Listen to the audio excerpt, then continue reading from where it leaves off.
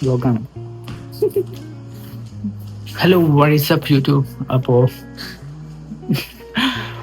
ഇന്നൊരു ശനിയാഴ്ചയാണ്. അപ്പോൾ ഇന്ന് നമ്മൾ വെറുതെ ഒരു പണിയെടുക്കാതെ വീട്ടിൽ തന്നെ പിടിക്കാനാണ് വിചാരിക്കുന്നത്. ഇപ്പം ഞാൻ ബീഫ് കുക്ക് ചെയ്യുന്നു, വൈഫ് നെയ്ച്ചോറാക്കുന്നു. അപ്പം നോൺ വെജ് ഞാൻ കുക്ക് ചെയ്യാതല്ലേ ശരിയാവുള്ളൂ എന്നാണ് വൈഫ് പറയാറ്. ഏയ് നെയ്ച്ചോർ മേക്കിംഗ് ലേഡി, നെയ്ച്ചോർ എന്തായി ആയിക്കൊണ്ടിരിക്കുന്നു. നല്ല മണമുണ്ട്. നമ്മളധികം ജീരകശാല അരി വെച്ചിട്ട് ആക്കാറുള്ളൂ. നീ ബസ്മതി വെച്ചിട്ടല്ലേ നീ ആക്കാറ്? അല്ലേ, നിങ്ങളത് അവിടെയാണ്. നിങ്ങളെവിടെ നെയ്ച്ചോറിൽ മറ്റേ ഫ്രൂട്ട്സ് ഒക്കെ ഇടും? ഇല്ലേ? ഓക്കെ. അപ്പോൾ നെയ്ച്ചോറ് ഏകദേശമായി. ഇനി ഇതൊരു 4 വിസിലും കൂടി ബാക്കിയുണ്ട് ബീഫ് കറിക്ക്. ബീഫ് കറി എന്താവുമെന്ന് അറിയില്ല. ഉണ്ടാക്കാൻ മടിച്ചിട്ട് എല്ലാ സാധനവും അരിഞ്ഞരിഞ്ഞ് ഇതിലിട്ട് ബീഫ് ഇട്ടിട്ട് കുക്ക് ചെയ്യാറ്. ആയി വരുമ്പോൾ അറിയാം എന്താവും. ഇത് നമ്മുടെ വീടിൻ്റെ ബാക്ക് യാർഡാണ്.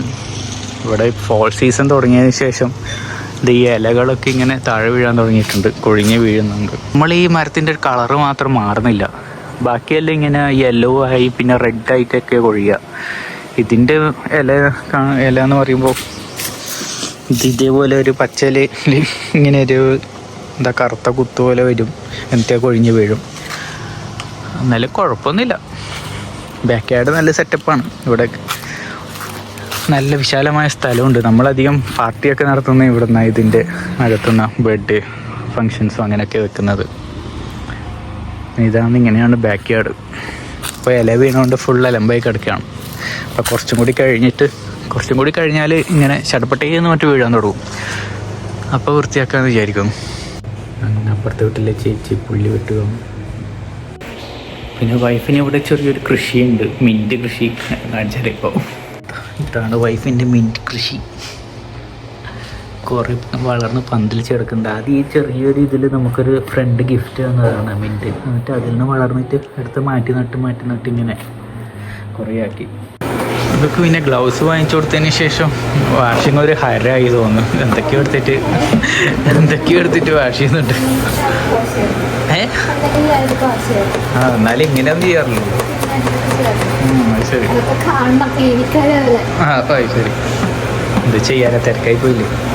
തിരക്ക് പിടിച്ച ജീവിതമായി പോയി. മരങ്ങളൊക്കെ കളറ് മാറി തുടങ്ങിയിട്ടുണ്ട്. ഇത് അങ്ങനെയുള്ള മരം കണ്ടോ, അതിൻ്റെ കളറൊക്കെ മാറി റെഡൊക്കെ ആയിട്ട് നല്ല രസമുണ്ട് കാണാൻ. ഇത് ഇപ്പുറത്തെ മരമൊക്കെ ഉണ്ട്. നമ്മളെ വീട്ടിലെ മരം മാത്രമുണ്ട്, ഒരു വികാരം ഇല്ലാതെ ഇങ്ങനെ പച്ച കളറുണ്ട്. പച്ചയിലൊരു കറുത്ത പുള്ളിയോ. അടിക്ക്. ബീഫ് കുറച്ച് ഓവർ വെന്ത് പോയി തോന്നുന്നു. എൻ്റെ മുടഞ്ഞു പോയി. ബീഫ് കാണാനില്ല. ഇപ്പോൾ കുറച്ച് ബീഫ് എടുത്ത് കുറച്ച് ചോറിലിങ്ങനെ കുഴച്ച് കുറച്ച് തൈര് കൊടുത്ത് കുഴപ്പമില്ല. അത്ര ടേസ്റ്റ് ഒന്നും ഇല്ല, എന്നാലും കുഴപ്പമില്ല. പുറത്തുനിന്ന് ഇടുന്ന വന്ന പൂച്ചയാണ്, വൈതെറ്റി വന്നേ തോന്നുന്നു. പുറത്ത് ഹലോ,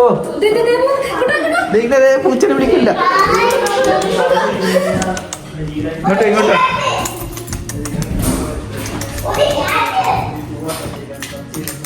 ഇങ്ങോട്ടോ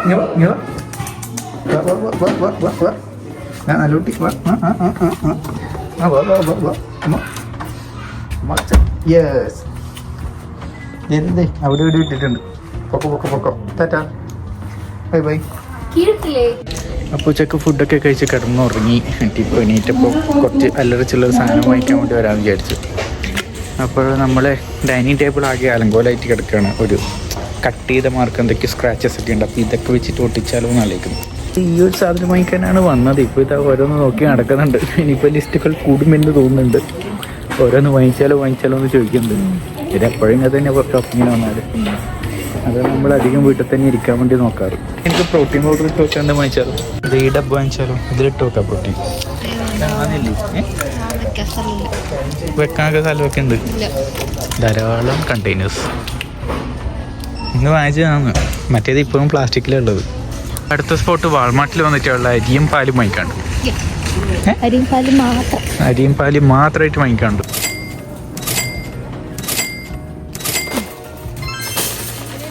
മിസ്റ്റർ ബീസ്റ്റിൻ്റെ ഒരു ചോക്ലേറ്റ് വാങ്ങിച്ചു. ഒന്ന് ട്രൈ ചെയ്ത് നോക്കാം എങ്ങനെയുണ്ടെന്ന്. അപ്പോൾ ഷോപ്പിംഗ് ഒക്കെ കഴിഞ്ഞ് തിരിച്ച് വീട്ടിലെത്തി കേട്ടോ. പിന്നെ ഇതാ പ്രോട്ടീൻ ഷേക്ക് കുടിക്കുകയാണ് ഞാൻ. ഒരു ദിവസം ഏകദേശം 120 gram പ്രോട്ടീൻ ഇൻടേക്കാണ് ചെയ്തത്. നീ എന്താക്കുന്നേ? പായസം. എന്ത് പായസം? കടലപ്പരിപ്പ് പായസം ഉണ്ടാക്കിക്കൊണ്ടിരിക്കുകയാണ്. അപ്പം നൈറ്റിൽ ഡിന്നർ അതാണോ? നൈറ്റിൽ പായസം കഴിച്ച് കിടന്നുറങ്ങാൻ വിചാരിക്കും. ബീഫും നെയ്ച്ചോറും ബാക്കിയുണ്ടെന്നാലും അതൊക്കെ കഴിച്ച് കിടക്കാമെന്ന് വിചാരിക്കും. വൈകുന്നേരം ആയപ്പം എനിക്ക് ചെറിയൊരു മോഹം. കുറച്ച് പായസം കുടിക്കണമെന്നുള്ള മോഹമായിരുന്നു. അപ്പം അതാണ് ഈ പായസം ഉണ്ടാക്കുന്നത്. അപ്പം ഡിന്നറിന് അത് സ്കിപ്പ് ചെയ്ത് പായസം കുടിച്ചിട്ട് കിടന്നു. പായസം കുടിച്ചാൽ എന്തായാലും മത്ത് കിട്ടും. മത്തരി നല്ല ഉറക്കത്ത് വയ്ക്കും. പെട്ടെന്ന് ഉറങ്ങാൻ പറ്റുമായിരിക്കും.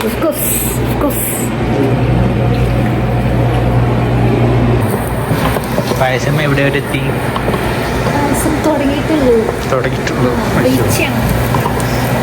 പരിപ്പ് വറുത്തോണ്ടിരിക്കുകയാണ്. അപ്പം പരിപ്പ് വറുത്തോണ്ടിരിക്കുകയാണ്. ഇപ്പുറത്തുനിന്ന് ഇതെന്താ ശർക്കര ഇങ്ങനെ തിളച്ചുകൊണ്ടിരിക്കുകയാണ്. ഇത് ഉരുക്കിക്കൊണ്ടിരിക്കുക അല്ലേ.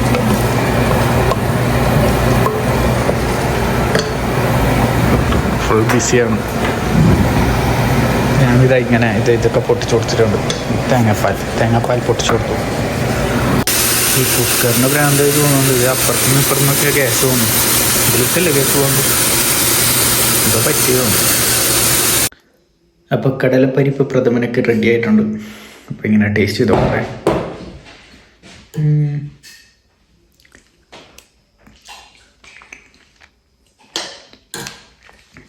നല്ല ടേസ്റ്റ് ഉണ്ട്. അപ്പോൾ അത്രേ ഉള്ളൂ. പിസ്സ.